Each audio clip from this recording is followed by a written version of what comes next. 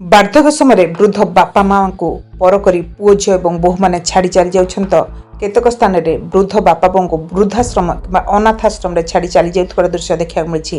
ଏଭଳି ଦୃଶ୍ୟ ସମାଜରେ ଘଟୁଥିବା ନଜରକୁ ଆସିବା ପରେ ଜଣେ ଉଚ୍ଚ ଶିକ୍ଷିତ ଯୁବକ ସମାଜକୁ ଭିନ୍ନ ବାର୍ତ୍ତା ଦେଇ ନିଜେ ନୟାଗଡ଼ ଜିଲ୍ଲା ଦକ୍ଷିଣକାଳୀ ମନ୍ଦିରଠାରୁ ବାହାରି ଦଣ୍ଡ ମାରି ମାରି ପୁରୀ ଜଗନ୍ନାଥ ମନ୍ଦିର ପର୍ଯ୍ୟନ୍ତ ଯିବାକୁ ଲକ୍ଷ୍ୟ ରଖି ବାହାରିଛନ୍ତି।